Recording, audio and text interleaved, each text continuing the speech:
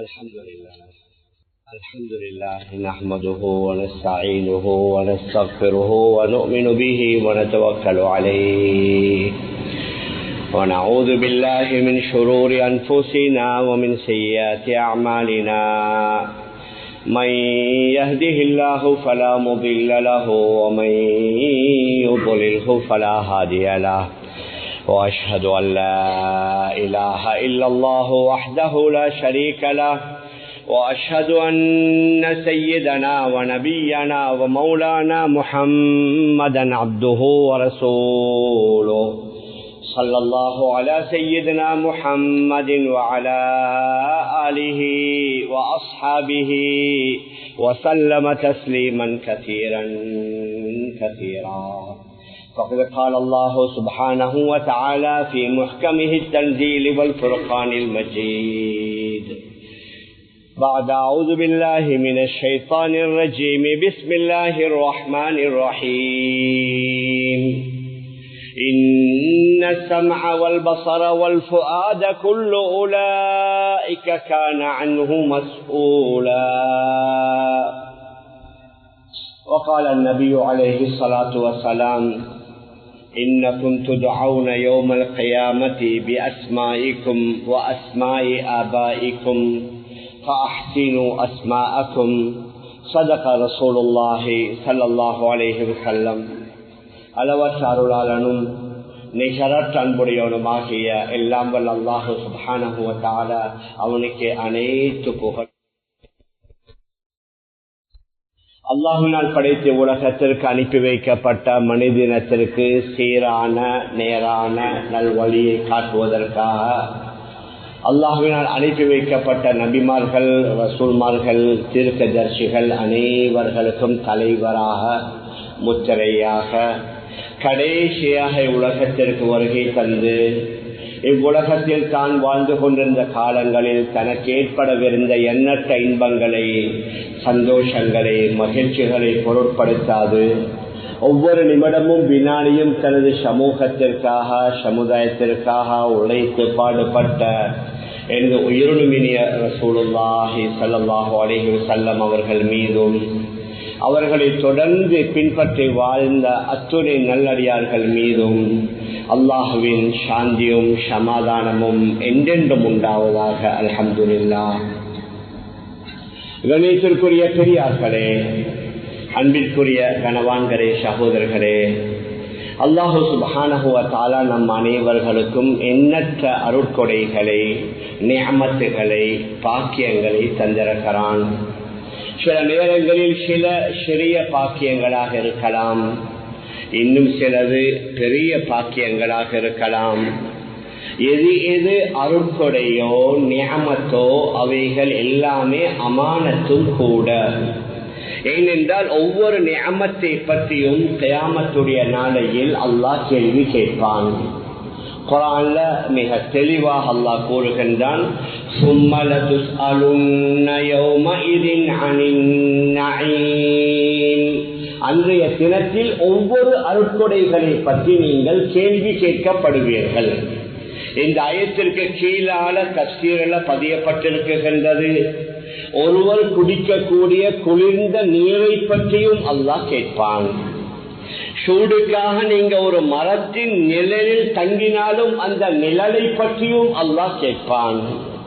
உங்களோட காலிலே சூடு ஏறாமல் இருப்பதற்கு நீங்கள் போடக்கூடிய செருப்பை பற்றியும் கேட்கப்படுவீர்கள் என்று ஹதரத் ரசூலுல்லாஹி ஸல்லல்லாஹு அலைஹி வஸல்லம் அவர்கள் கூறியிருக்கிறார்கள். அதனால சிறிய நிஅமத்துகளை பற்றி எவ்வாறு கேட்கப்படுமோ அதே மாதிரி நிஅமத்துகளுடைய அளவு எந்த அளவுக்கு பெரிதாக இருக்குமோ அந்த அளவுக்கு கேள்வியும் பெரிதாக இருக்கும். நம்முடைய இளமை வாலிபம் மிகப்பெரிய ஒரு நிஅமத், நம்முடைய ஆரோக்கியம் மிகப்பெரிய நிஅமத், நமக்கு அல்லாஹ் தந்திருக்கிற செல்வங்கள், பாக்கியங்கள், அதிகாரங்கள் மிகப்பெரிய நிஅமத். இந்த ஒவ்வொரு நிஅமத் எவ்வாறு அருட்கொடையோ இவைகள் ஒவ்வொன்றுமே அமானிதம். இந்த அமானிதங்களை பற்றியும் கியாமத்துடைய நாளையில் அல்லாஹ் கேட்பான். அந்த மாதிரியான பாக்கியங்களில் மிக முக்கியமான ஒன்று தான் குழந்தை செல்வம். அந்த குழந்தைகள் என்பது அது முழுக்க முழுக்க நியமத். நாம் அதற்கு முன்னால சொன்ன சில நியமத்துகளை, அருட்கொடைகளை நம்முடைய சில முயற்சியால் கொஞ்சம் பெற்றுக் கொள்ளலாம். ஆனால் குழந்தை பாக்கியம் என்பது முழுக்க முழுக்க அல்லாஹ்வுடைய கையில், அவனுடைய கட்டுப்பாட்டில் தான் வைத்திருக்கின்றான். மனிதர்கள் அவர்களுடைய முயற்சிகளை வைத்து அதை முழுமையாக பெற்றுக்கொள்ள முடியாது. ஆனால் இவரில் அநேகமானவர்கள் நினைக்குகின்றார்கள் பிள்ளைகள் என்றால் அவர்களை நல்ல முறையிலே படிக்க வைப்பது, அவர்களுடைய உணவுடைய உடையுடைய தேவைகளை நிறைவேற்றி கொடுப்பது, அவர்களுடைய ஆரோக்கியத்தை கவனிப்பது மாற்று கருத்தில்லை. அவைகளையும் நாம் தாராளம் பார்க்கலாம். ஆனால் அவைகளுக்கு முன்னால அந்த பிள்ளை பிறந்த உடனேயே அந்த பிள்ளைகளுக்கு செய்ய வேண்டிய சில கடமைகளும் இருக்குகின்றது. அதற்கும் நம்முடைய மார்க்கத்தில் வழிகாட்டுதல் தரப்பட்டிருக்கின்றது. ஏன் பிள்ளைகள் கிடைப்பதற்கு முன்னாலே நீங்க பிள்ளையுடைய விடயத்தில் எவ்வாறு துஆ செய்ய வேண்டும் என்றும் நமக்கு குர்ஆன்ல வழிகாட்டுதல் தரப்பட்டிருக்கின்றது. சில தம்பதியினர்களுக்கு பல வருடமாக பிள்ளை இருக்காது, அவர்கள் பிள்ளை வேண்டும் என்று கேட்பார்கள். ஆனால் குர்ஆன் என்ன கூறுது என்றால், நீங்க சும்மா பிள்ளை என்று கேட்காதீங்க, நல்ல சாலிஹான பிள்ளைய கேளுங்க, நல்ல பிள்ளைய கேளுங்க. சில வேளை பிள்ளை இல்லாமல் இருப்பதை விட சில பிள்ளைகள் உங்களுக்கு வழிபட்டு கட்டுப்பட்டு நடக்காமல், உங்களோட பேச்சை கேட்டு நடக்காமல் அவைகள் வாழ்ந்தால் சில நேரங்களில் அந்த பெற்றோர்கள் நினைப்பார்கள், பிள்ளை இல்லாத நேரத்தில் இருந்த சந்தோஷம் இப்ப இந்த பிள்ளை கிடைச்சதோடு எங்களுக்கு அந்த அளவுக்கு தலைவலியாக மாறிவிட்டது என்று கூட நினைப்பார்கள். அதனால குர்ஆன் அல்லாஹ் வழிகாட்டுகின்றான், திருமணம் முடிப்பதற்கு முன்னால் உள்ள ஆண்கள் பெண்கள், நீங்க வெறும் அழகான பெண் மாத்திரமல்ல, வெறும் அழகான ஆண் மாத்திரமல்ல, உங்களுடைய கண்ணும் உங்களோட கல்பும் குளிரக்கூடிய நல்ல சாலிஹான மனைவிமார்கள், சாலிஹான சந்ததிகளை கேளுங்கள் என்று குர்ஆன் அல்லாஹ் படித்து தருகின்றான். ரப்பனா ஹப்லனா மின் அஸ்வாஜினா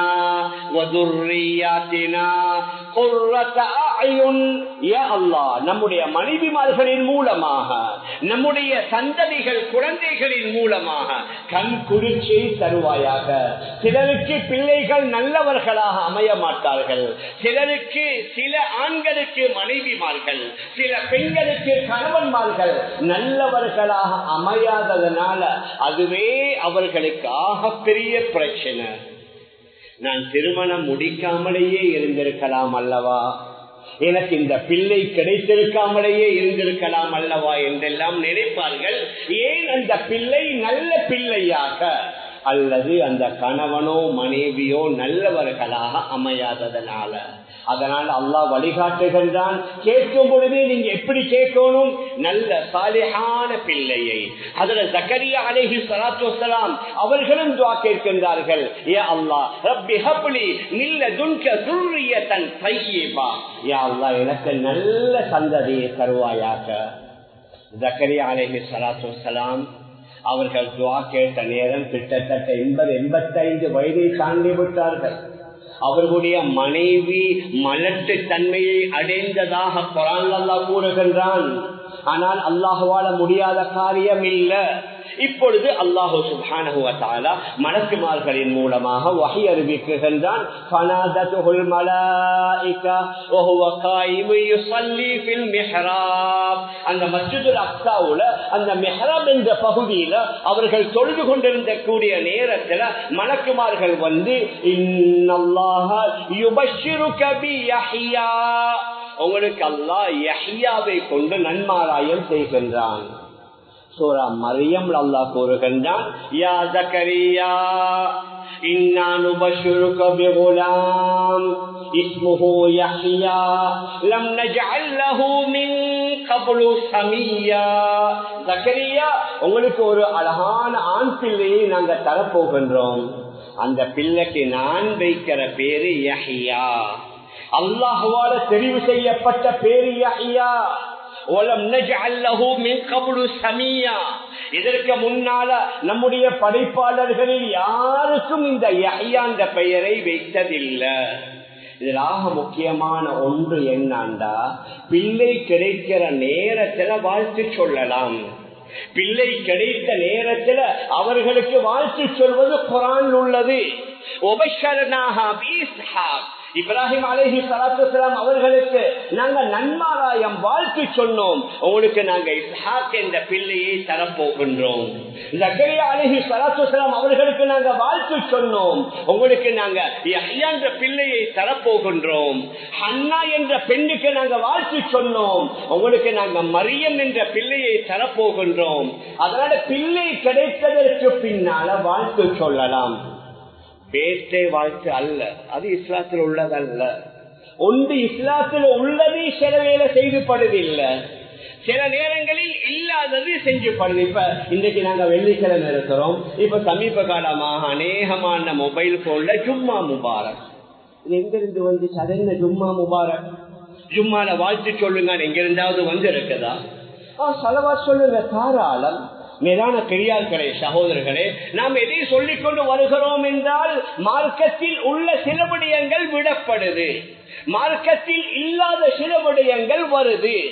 யாராவது பிறந்தால் உங்களுக்கு யாராவது ஒருவர் உங்களுக்கு எனக்கு ஒரு அழகான பிள்ளை கிடைத்திருக்கு ஹதீஸ்ல வருது, பாரக்கல்லாஹு லக ஃபில் மௌஹூபி லக வ ஷக்கர்தல் வாஹித் வ ஜஅலஹு மினஸ் சாலிஹீன். பாரக்கல்லாஹு லக ஃபில் மௌஹூபி லக, அல்லாஹ்வால் உங்களுக்கு ஹதியாவாக அன்பளிப்பாக தரப்பட்ட அந்த பிள்ளையில அல்லாஹ் பரக்கத் செய்வானாக.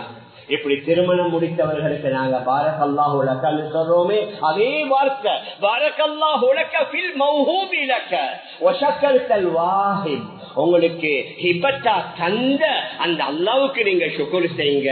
வ ஜஅலஹு மினஸ் சாலிஹீன், அந்த பிள்ளையை நல்லவர்களில் அல்லாஹ் ஆக்கி விடுவான் என்று நீங்க தாராளம் அந்த பிள்ளைக்கு வாழ்த்து சொல்லலாம். திருமணம் முடித்து 1 வருஷம் 2 வருஷத்துல அந்த என்னமோ சொல்லுவாங்களே, அது இல்ல. மேலான பெரியார்களே, சகோதரர்களே, அதனால எவைகளுக்கு வாழ்த்து சொல்லலாம், அல்ஹம்துலில்லாஹ் நம்முடைய மார்க்கத்துல தரப்பட்டிருக்கின்றது. அதனால பிள்ளை கிடைத்தவுடன் அந்த பிள்ளையுடைய பெற்றோர்களுக்கு நாங்க வாழ்த்தலாம், அந்த பிள்ளையை நல்ல பிள்ளைகளாக அல்லாஹ் ஆக்க வேண்டும் என்று சொல்லலாம். அதற்கு பின்னால எந்த அளவுக்கு இந்த வாழ்த்து சொல்வதை பற்றி வந்திருக்குது, ஹஜ்ரத் ரசூலுல்லாஹி ஸல்லல்லாஹு அலைஹி வஸல்லம் அவர்களை அவர்களுடைய தந்தை அப்துல்லா அவர்களுடைய தாய் ஆமினா பெற்றிருக்கின்றார். அப்துல்லாவுடைய சகோதரர் தான் அபூ லஹப். அவர் இஸ்லாத்தை ஏற்றுக்கொள்ளல. ஆனால் தன்னுடைய சகோதரனுக்கு ஒரு ஆண் பிள்ளை கிடைத்திருக்குது என்று சொல்லி அவர்களுடைய அடிமை பெண் வந்து சுவைபாண்டு சொல்லக்கூடிய பெண் வந்து, இப்படித்தான் உங்களோட சகோதரனுக்கு ஒரு ஆண் குழந்தை கிடைத்திருக்குது என்ற செய்திய இந்த நன்மாராயம் இந்த வாழ்த்து செய்தியை சொன்னதனால புகாரில முஸ்லிம்ல வருது, அபூ லஹப் தன்னுடைய அடிமை சுவைபாவை உரிமை விட்டதாக வருது சந்தோஷத்துல. ஏனுங்கட நானாக்கு ஒரு ஆம்பளை புள்ள கிடைச்சிருக்குது, நீங்க வந்து இந்த நல்ல செய்தியை சொன்னீங்க, அதனால் உங்களுக்கு அடிமையிலிருந்து விடுதலை என்று அந்த பெண்ணை விடுதலை செய்ததாக ஹதீஸ் ஷரீஃப்ல வருது. இன்னும் சீராவுடைய சில கிதாபுகள்ல அபூ லஹப் மரணித்ததற்கு பின்னால ஹஜ்ரத் அப்பாஸ் ரலியல்லாஹு அன்ஹு அபூ லஹபை கனவுல காண்கிறார்கள். கேட்டார்கள், அபூ லஹப் எப்படி உங்களோட நிலைமை? சொன்னார்கள், நிலைமண்டா மிச்சம் மோசம். ஏன் நான் அல்லாஹ்வை ஏற்றுக்கொள்ளல, நபியை ஏற்றுக்கொள்ளல, என்னுடைய நிலமான மிச்சம் மோசம்.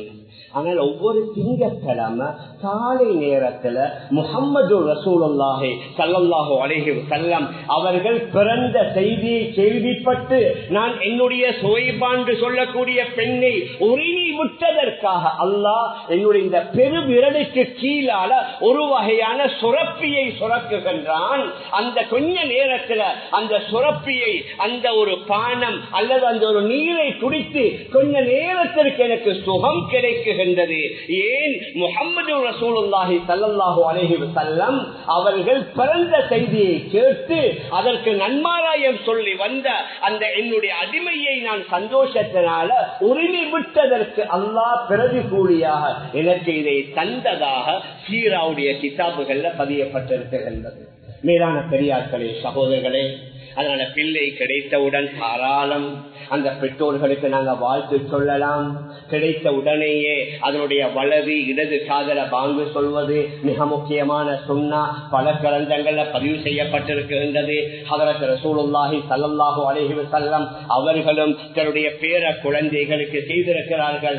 ஏன் பாங்கு என்றா, ஒரு பிள்ளை உலகத்திற்கு வந்த உடனேயே அந்த பிள்ளையுடைய தௌஹீதுடைய அந்த வார்த்தை அல்லாஹு அக்பர், அல்லாஹ் தான் மகா பெரியவன், உலகத்தில் உள்ள எல்லாமே சிறியது, மிக பெரியவன் அல்லாஹ் என்ற அந்த சங்கநாதம், அந்த தௌஹீதுடைய வார்த்தை முதலாவது அந்த பிள்ளையுடைய காதில் விழ வேண்டும் என்பதற்காகத்தான் அதனுடைய வலது காதல பாங்கும் இடது காதல இக்காமத்தும் சொல்லப்படுவதற்குரிய காரணமாக அறிஞர்கள் கூறுகிறார்கள். அதற்கு பின்னால இன்னும் ஒன்று இருக்குது, தஹ்னீக். தஹ்னீக் என்றால் ஒரு பிள்ளை பிறந்தவுடன் ஒரு நல்ல மனிதருடைய உமிழ் நீர் அந்த பிள்ளையுடைய உமிழ் நீருடன் கலப்பதின் காரணமாக அந்த பிள்ளையுடைய குணம் நல்லதாக வரலாம். ஆதாரங்கள் இருக்குது. ஹதரத் ரசூலுல்லாஹி ஸல்லல்லாஹு அலைஹி வஸல்லம் அவருடைய காலத்துல ஹதரத் அபூ மூஸா அஷ்அரி ரலியல்லாஹு அன்ஹு அவர்களுக்கு ஒரு பிள்ளை கிடைக்குகின்றது. அந்த கிடைத்தவுடன் நேரா ரசூலுல்லாஹி ஸல்லல்லாஹு அலைஹி வஸல்லம் அவர்களுடைய மடியில கொண்டு வந்து வைக்கின்றார்கள். நபி அவர்கள் பேரீத்தம் பழத்தை கொண்டு வர சொல்லி அதை தன்னுடைய வாயில வைத்து நன்றாக சவைத்து அந்த பேரீத்தம் பழத்துடைய டேஸ்ட், அந்த இனிப்ப அந்த பிள்ளையுடைய வாயில வைத்து அந்த பிள்ளைக்கு இப்ராஹிம் என்று நபி அவர்கள் பெயர் வைத்து அந்த பிள்ளைக்காக துஆ செய்ததாக ஹதீஸ் கிரந்தங்கள்ல பதிவு செய்யப்பட்டிருக்கின்றது. மேலான பெரியார்களே, சகோதரர்களே, அதனால தஹ்னீக் அதுவும் ஒரு சுன்னத்தான ஒரு அமல். அது ஆண்களை வச்சுத்தான் செய்யணும் என்பதல்ல. சில வேளை ஹாஸ்பிட்டல்ல எங்களோட மூத்த பெண்மணிகள் இருப்பார்கள், பக்குவமான பேணுதலான அமல் இபாதத்தில நல்ல சாலிஹான பெண்மணிகள் இருப்பார்கள். அதனால ஆண்களை வைத்து அறிஞர்களை வைத்துத்தான் என்பதல்ல.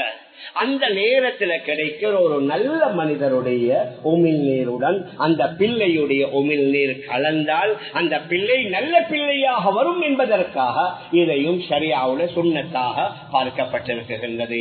மேலான பெரியார்களே, சகோதரர்களே, அதனால பிள்ளை கிடைத்தவுடன் அதனுடைய காது வலதுல இடதுல வாங்கும் இக்காமத்தில் சொல்வது, அதே மாதிரி அந்த பிள்ளைக்கு நாங்க தஹ்னீக் செய்வது, அதே மாதிரி தான் அந்த பிள்ளையுடைய ஹத்னா விஷயமும். நபியுடைய மிக தெளிவான ஹதீஸ், 5 விடயம் அது ஆரம்ப காலங்களில் இருந்து ஹதரத் இப்ராஹிம் அலைஹி ஸலாத்து வஸலாம் அவர்களுடைய காலத்திலிருந்தே தொடர்ந்து வந்திருக்கின்றது. மிக முக்கியமான 5 விடயம். அதுல ஒன்று தான் ஹத்னா செய்வது, சுன்னத் எடுப்பது என்று நாங்க எங்கட பாஷையில சொல்வோம். அதே மாதிரி நகங்களை களைவது, மறைவிடங்களில் உள்ள மயிர்களை நீக்குவது, கமுட்டு கட்டு கீழால் உள்ள அந்த மயிர்களை நீக்குவது, இது ஆரம்ப காலத்திலிருந்தே வந்த மிக முக்கியமான ஒரு சுன்னா என்று பல ஹதீஸ் கிரந்தங்கள்ல பதிவு செய்யப்பட்டிருக்கின்றது. இன்னொரு ஹதீஸ்ல நபி அவர்கள் சொன்னார்கள், அல் ஹிதானு சுன்னத்துல் ரிஜால் வ மக்ரமத்துல் லின்னிசா. இந்த ஹத்னா செய்வது, விருத்த சேதனம் செய்வது இருக்குது, இது ஆண்களுக்கு சுன்னா, பெண்களுக்கு கண்ணியமானது என்ற ஒரு ஹதீஸும் பதிவு செய்யப்பட்டிருக்கின்றது. மேலான பெரியார்களே, சகோதரர்களே, நம்ம எல்லோருக்கும் தெரியும், இஸ்லாத்தில் எப்போதுமே இஸ்லாம் சுத்தத்தை விரும்பியிருக்கு. எல்லா நேரங்களிலும் சுத்தம். தொழுவதற்கு முன்னால வுது, ஃபர்தான குளிப்பு, கடமையான உடலை சுத்தமாக்கணும். அதே மாதிரி ஜனாசா மரணித்தால் குளிப்பாட்டணும். வெள்ளிக்கிழமை பெருநாளுடைய தொழுகைகளுக்கு முன்னால நாங்க பார்க்கலாம், சுத்தம் இஸ்லாத்துல மிக முக்கியமான ஒன்று. அதே சுத்தற்கு கீழால் தான் மனிதனுடைய, ஆணுடைய, பெண்ணுடைய அந்த பால் உறுப்பு, அதை சுத்தமாக வைப்பதற்கு தான் இந்த விருத்த சேதனம், இந்த ஹத்னா என்பதை இஸ்லாத்துல சொல்லப்பட்டிருக்கின்றது. ஷாஃபி மذஹபில் உள்ள இமாம் நவவி ரஹ்மத்துல்லாஹ், அதே மாதிரி அஹ்மத் இப்னு ஹம்பல் ரஹ்மத்துல்லாஹி அலைஹிமா, இந்த 2 பேர்களுமே பெண்களுக்கும் ஆண்களுக்கும் ஹத்னா செய்வதை வாஜிப் என்று குறிப்பிடுகின்றார்கள். ஹனஃபி மذஹபுடைய இமாமுல் ஆதம் அபூ ஹனீஃபா ரஹிமஹுல்லாஹ் ஆண்களுக்கு வாஜிப், ஆனால் பெண்களுக்கு அது முஸ்தஹப் அல்லது அது சுன்னாவுடைய அந்தஸ்தில் இருப்பதாக குறிப்பிடுகின்றார்கள். சமீப காலமாக இதை பற்றியும் சில பேச்சுக்கள், இதை வெளியில சொல்லிக் கொண்டிருக்கணும் என்ற தேவை இல்லையே. முந்தைய ஒரு காலத்துல நாங்க கேள்விப்பட்டோமா? நாங்க எங்களுக்கு இதை பத்தி ஆண்களுக்கு தெரியுமா? பெண் பிள்ளைகள் பிறக்கும், அந்த தாயோ அல்லது தாயுடைய தாயோ அது ரகசியமாக அது அப்படியே செஞ்சிடுவாங்க. ஏன்? அந்த பெண்ணுடைய ஹதீஸ்ல வருது, அந்த பெண்ணுடைய பாலுறுப்பு சுத்தமாகும். அந்த விருத்த சேதனம் செய்வதன் மூலமாக ஆணுக்கும் பெண்ணுக்கும் உடல் உறவுல ஒரு இன்பத்தை அது ஏற்படுத்தும் என்று வருவதன் காரணமாகத்தான் நம்முடைய மார்க்கத்தில் இது வலியுறுத்தப்பட்டிருக்கின்றது.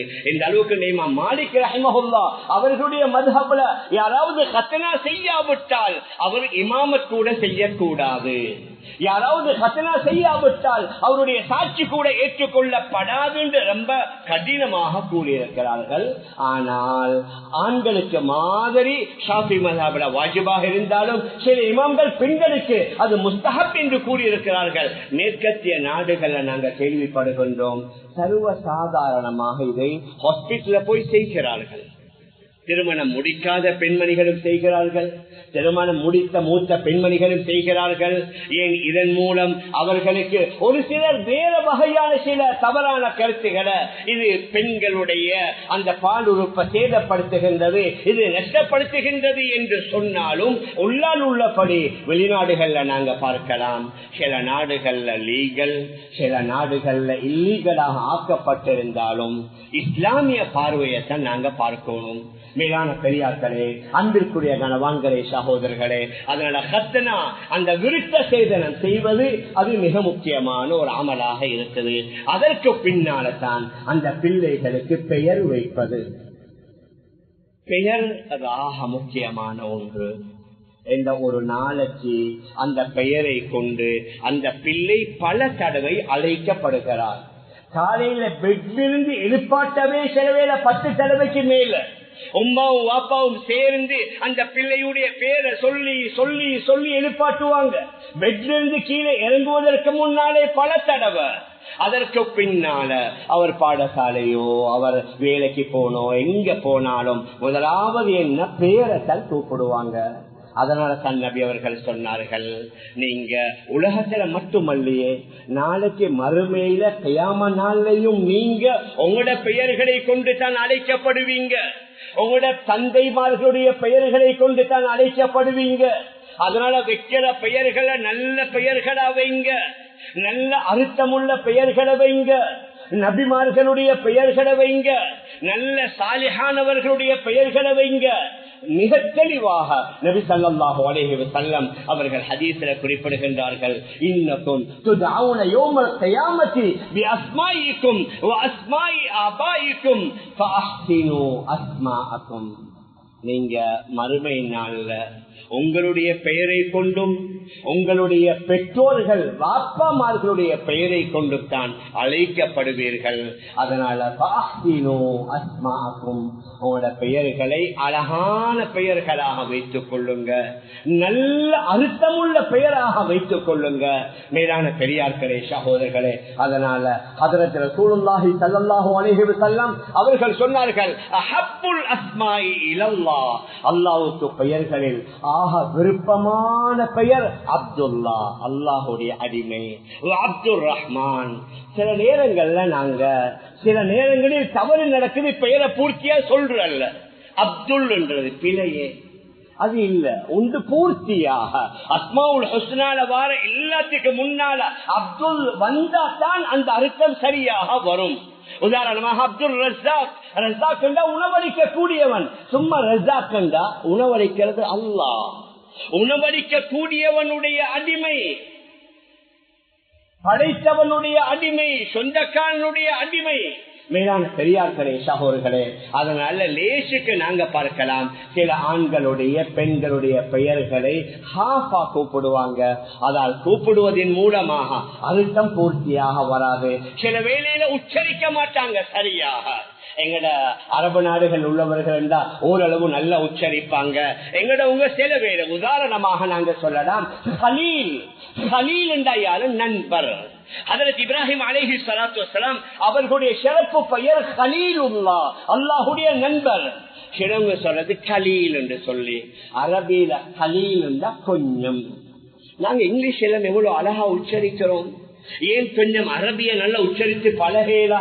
நாங்க ஓதுற குரான தஜ்வீத் முறைப்படி நாங்க ஓதுறோம். அதனால நாங்க ஒரு ஆளை கூப்பிடும் பொழுதும் அந்த அழகான முறையில கலீல் என்றா அவர் நண்பர். அதற்கு மாற்றமாக கலீல் என்றா கொஞ்சம் என்ற அர்த்தம் வரும்.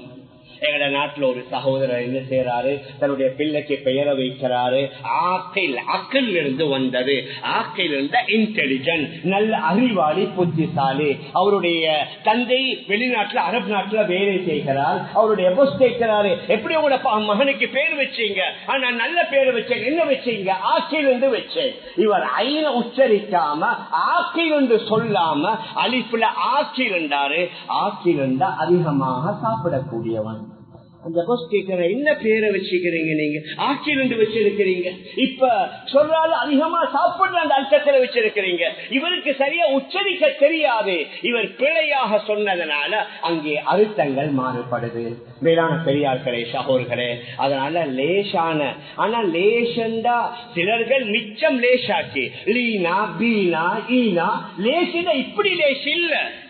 நீங்க கூகுள்ல சர்ச் பண்ணி அதுல சர்ச் பண்ணி அது என்ன பேருன்றத முதல்ல அர்த்தத்தை பார்க்கணும். லேசி என்பதற்காக வேண்டி வெறும் 2 எழுத்துல 3 எழுத்துல வரணும் என்பது அல்ல. ஓரளவு. மேலான பெரியார்களே, சகோதரர்களே, எங்கட பேர்கள் உச்சரிக்கிறது யார் அதிகமா? எங்களோட உள்ளவங்க தானே. நுண் முஸ்லிம் எங்க? நீங்க செலவேல ஒரு பேங்க்கு போனீங்க, ஏர்போர்ட் போனீங்க, வேற எங்கேயாவது போன ஏதாவது ஒரு கட்டத்துல தான் அவங்க உச்சரிப்பாங்க. அதனால எல்லா நேரத்திலையும் நுண் முஸ்லிமுக்கு இலகுவாகணும் என்பதல்ல. எங்களோட உள்ளவர்கள் இலகுவாக உச்சரிக்கிற மாதிரி நல்ல அர்த்தமுள்ள பெயர்களை வைக்கணும். ஹஜ்ரத் ரசூலுல்லாஹி ஸல்லல்லாஹு அலைஹி வஸல்லம் சில நேரங்கள்ல பெயர்களையே மாற்றி இருக்கிறாங்க. ஹஜ்ரத் உமர் ரலியல்லாஹு அன்ஹு ஒரு தடவை வாராங்க, ஒரு மகளோட சின்ன பிள்ளைய கூட்டிக் கொண்டு கேட்டாங்க, உமர் இதனுடைய பிள்ளையுடைய பெயர் என்ன? சொன்னாங்க ஆசியா. ஐன் சாத் ஆசியா. ஆசியா அந்த பாவி. நபி அவங்க சொன்னாங்க, உமர் ஆசியான்றது பாவி அவ்வளவு நல்லது இல்லையே, நீங்க ஜமீலாண்டு வைங்காண்டு. நபி அவர்கள் அந்த பெயரை மாற்றி இருக்கிறாங்க. இதே மாதிரி நிறைய பெயர்களை ஹஜ்ரத் ரசூலுல்லாஹி ஸல்லல்லாஹு அலைஹி வஸல்லம் மாற்றி இருக்கிறார்கள். இந்த அளவுக்கு புகாரியில வருது. சயீத் இப்னு முஸையிப் ரஹிமஹுல்லாஹ் தாபிஈன்கள்ல மிக முக்கியமான ஒரு அறிஞர். சயீத் இப்னு முஸையிப் ரஹிமஹுல்லாஹ் அவர்கள் என்ன செய்கிறார்கள்? நபி ஸல்லல்லாஹு அலைஹி வஸல்லம் அவர்களுடைய வாப்பாவுடைய வாப்பா சயீத் இப்னு முஸையிபுடைய அப்பா வருகின்றார் நபியுடைய சமூகத்திற்கு. நபி அவங்க கேட்டாங்க, உங்களோட பெயர் என்ன? அவர் சொன்னாரு ஹஸன். நாங்க துவா செய்வோமே அடிக்கடி, அல்லாஹும்ம இன்னி அஊது பிக்க மினல் ஹம்மி வல் ஹஸன். ஹம்மும் ஹஸனும் ஒன்று, கவலை. யா அல்லாஹ், நான் கவலையிலிருந்து பாதுகாப்பு தேடுகின்றேன். இவர்கள் சொன்னார்கள், இஸ்மி ஹஸன், என்னுடைய பெயர் ஹஸன் என்ற கவலை. நபி அவர்கள் சொன்னார்கள், கவலை என்றது வேணாம், பல் அந்த சஹல், நீங்க சஹல் என்று வைங்க, சொத்தானவர், மிருதுவானவர் என்று உங்களோட பெயரை மாற்றிக்கொண்டால் நல்லதல்லவா? இப்பொழுது அவர் கொஞ்சம் சொன்னாரு, இல்ல, என்னுடைய வாப்பா வைத்த பெயரை யாரு சொன்னாலும் என்னால மாற்ற முடியாது. அவருடைய அப்பா பிடிவாதமாக இருக்கிறார். அவருடைய மகனுடைய மகன் பேர பிள்ளை இமாம் சயீத் இப்னு முஸையிப் ரஹிமஹுல்லாஹ் கூறுகின்றார்கள், நபி அவர்கள் சொல்லியும் என்னுடைய அந்த அப்பா, என்னுடைய பாட்டனார் மாற்றாததனால எங்கட ஃபேமிலியில தொடர்ந்து கவலை இருந்து கொண்டே இருக்குது. அதனால சில வேலை பேர் எஃபெக்ட் பண்ணும். நீங்க எந்த நேரத்தில் கூப்பிடுவீங்கன்னு தெரியாது. மேலான பெரியார்களே, அன்பிற்குரிய கணவான்களே, சகோதரர்களே, நிறைய எனக்கு சொல்லலாம். உதாரணத்திற்கு நான் உதாரணத்துக்கு சொன்ன சில நேரத்தில் ஒவ்வொருத்தர் திரும்பி பார்ப்பாங்க, அந்த பேர் அங்க இருக்குது, இந்த பேர் இவருக்கு இருக்குதுன்னு சொல்லி. நாங்க எதை சொல்ல வாரோம் என்றா, நல்ல அர்த்தம் உள்ள பெயர், ஸ்டைலிஷாக உலகத்தில் உள்ள அல்லது எக்டர்ஸ்மார் அல்லது நடிகர்கள், நடிகைகள், பாடகிகள், வேற யார் அவர்களுடைய பெயர் அல்ல, நல்ல அல்லாஹுக்கு நெருக்கமான நல்லடியார்களான சாலிஹீன்களுடைய பெயர்களை வைத்தால் அந்த பெயருடைய அர்த்தம் சில பேர் அந்த பிள்ளையில பிரதிபலிக்கும். எந்த அளவுக்கு அரபியில பெயர் வைப்பதை முஸ்தஹப் என்று குறிப்பிடுகின்றார்கள். எங்கட சில பெயர்கள் இருக்குது, அரபி இல்ல, அது பார்சி இருக்குது, உருது இருக்குது. சில நபிமார்களுடைய பெயர்களும் அரபி இல்ல, ஆனால் நபிமார்களுடைய பெயரை தாராளமாக வைக்கலாம். ஆனால் நாம் எதை சொல்ல வாரோம் என்றா, அர்த்தமுள்ள பெயர்களை நாங்க தெரிவு செய்தால் சில நேரங்களில் அந்த பெயர்களிலே உள்ள அர்த்தம் அந்த பிள்ளையுடைய வாழ்க்கையில் எஃபெக்ட் பண்ணும். மேலான பெரியார்களே, அன்பிற்குரிய கணவான்களே, சகோதரர்களே, அதனால் நான் ஆரம்பத்தில் சொன்னேன், எங்களுக்கு கிடைத்திருக்கிற இந்த பிள்ளை எப்படி ஒரு நியமத்தோ இதே மாதிரி இது ஒரு அமானத். இது பிறந்த உடனேயே அதற்கு பெயர் வைப்பது, அதற்கு அக்கீக்கா கொடுப்பது, கத்னா செய்வது, நல்ல பெயர்களை வைப்பது மாத்திரமல்ல, ஆக முக்கியம் அந்த பிள்ளைகளுக்கு நல்ல என்வைரன்மெண்ட், நல்ல சூழலை நாங்கள் உருவாக்கி கொடுக்கணும். இன்றைக்கு அநேகமான வீடுகள்ல பிள்ளைகளுக்கு நல்ல சூழல் இல்லை. ஏன்?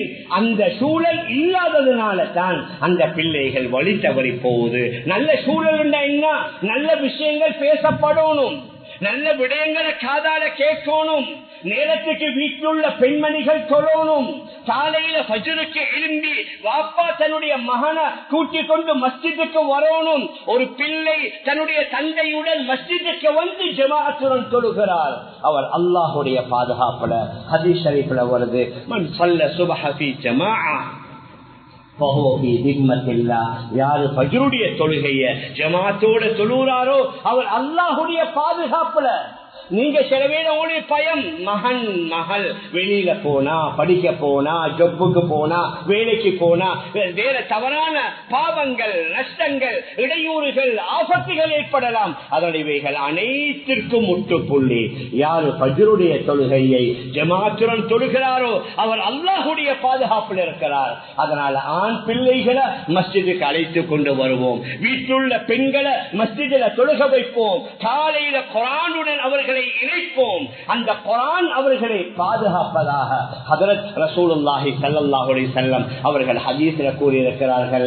மேலான பெரியார்களே, சகோதரர்களே, அதனால குழந்தைகளுக்கு செய்ய வேண்டிய கடமைகள் உணவுடைய, உடையுடைய, படிப்புடைய, பாடசாலையுடைய, ஆரோக்கியத்துடைய தேவைகள் மாத்திரமல்ல, அவர்களுக்கு நல்ல என்வைரன்மெண்ட், அவர்களுக்கு நல்ல சூழல், வீட்டில் நல்ல விஷயங்களை கேட்பதற்கும் செய்வதற்கும் பேசுவதற்கும் உரிய சூழலை உருவாக்கி கொடுப்பதும் நம் ஒவ்வொருவருடைய கடமை. அதை பற்றியும் கியாம நாள்ல அல்லாஹ் கேட்பான், அதற்கு நாங்க பதில் சொல்ல வேண்டி வரும். அந்த அடிப்படையில நாங்க வாழ்வதற்கு எல்லாம் வல்ல அல்லாஹ் நம் அனைவர்களுக்கும் தௌஃபீக் செய்வானாக. ஆகவே அல்லாஹ் நம் எல்லோருடைய பாவங்களை மன்னிப்பாயாக. நம்முடைய பெற்றோர்கள், உற்றார்கள், உறவினர்கள், முழு உலகத்தில் உள்ள அனைத்து இஸ்லாமிய ஆண்கள் பெண்களுடைய பாவங்களை மன்னிப்பாயாக. விசேஷமாக பெலஸ்தீனத்தில் வாழக்கூடிய அந்த உறவுகளை நீ பாதுகாப்பாயாக. அங்கே யுத்த நிறுத்தம் ஏற்படணும், நிரந்தரமான சமாதானம் ஏற்படணும், அங்கே உள்ளவர்கள் தடை நிமிர்ந்து கண்ணியமாக கௌரவமாக வாழக்கூடிய சூழலை ஏற்படுத்தி தந்தருள்வாயாக. நம்முடைய பிள்ளைகளின் மூலமாக, மனைவிமார்களின் மூலமாக கண் குளிர்ச்சியை தந்தருள்வாயாக. அவர்களின் மூலமாக தலைக்குனிவை, அவமானத்தை ஏற்படுத்தி விடாதையே அல்லாஹ். நம் எல்லோருடைய முடிவை நல்ல முடிவாக ஆக்கி நம் அனைவர்களுக்கும் ஜன்னத்துல் ஃபிர்தௌஸ் என்ற சொர்க்கத்தை தந்தருள்வாயாக. ஆமீன் ஆமீன் யா ரப்பல் ஆலமீன். برحمتك يا ارحم الراحمين والحمد لله رب العالمين.